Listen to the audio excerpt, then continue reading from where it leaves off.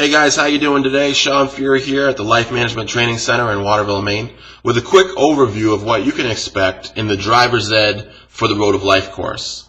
First, we're going to talk about how individuals are affected by the environment in which they live, learn, and work, and how those environments are shaping us, and they're also having an influence on our development. Not only as individuals, right? They affect whether we are permitted to reach our full potential in who we are and in what kind of creative activities we pursue. They might have a stifling effect on us and not allow us to be our true selves, right? And this can create a lot of anxiety and depression in people, and substance abuse disorders and other kinds of problems that have been traditionally viewed as individual issues, not as issues that are caused by being in a toxic social environment, right?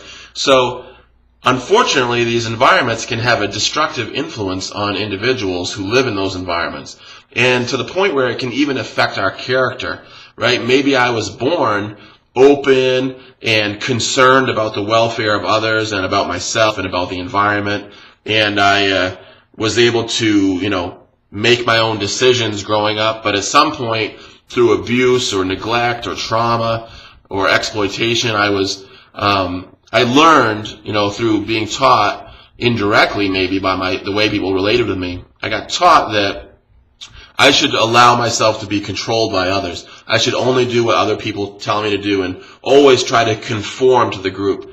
And this is another thing that can cause a lot of problems for people as adults. So, especially when it comes to the fact that individuals who have been affected by these dysfunctional environments and have maybe become different, maybe now they're avoidant in their problem solving rather than assertive, they don't face things directly anymore. These people who have been changed, I was one of them, are going out there and we're influencing our environment as adults. And we might be creating the very problems that are causing us suffering, and they might be causing suffering for others. And so, if we don't realize this, we can wreak a lot of harm on other people and on ourselves, and make ourselves quite miserable. So, the first thing we're going to do after we understand that we are responsible for cultivating nutritious, environments in which we can live, just like a plant needs to be situated in fertile soil. The next thing we're going to do is try to take action to start and sustain a positive change in our life. How are we going to create the kind of circumstances in which we can be well and flourish in life? And what does that mean? What does it look like to be well and flourish? Well, we've got a map and a guide. I'm going to show you what flourishing looks like based on positive psychologists, concepts and ideas. I'm going to show you that you can take charge of creating your environment in ways that are good for you and others. And I'm going to teach you 32 skills that you will need in order to increase your personal agency. That's your ability to start and sustain a new way of doing things, right? So, especially as that pertains to well-being and flourishing, right? So, in addition to losing weight or going to college or starting a new business, whatever you're trying to do personally, specifically, it's going to be important that along your path, you're able to maintain circumstances that have a positive effect on you and others. Because if you don't, then you're not going to make it to your long-term goal, right?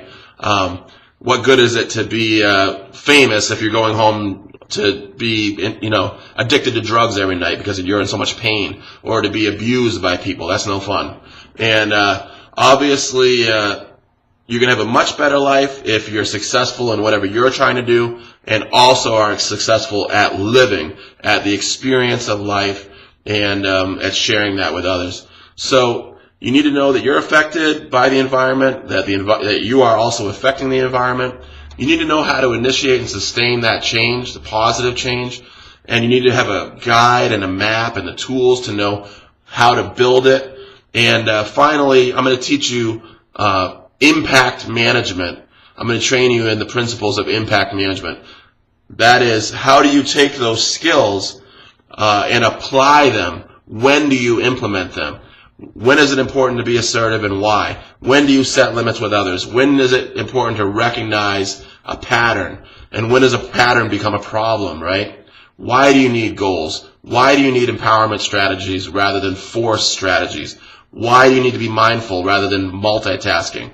These are all important questions. They're all things that you can learn when you take the driver's ed course. So I hope you'll join us. It's only $40, and I wish you the best of luck out there. Thanks.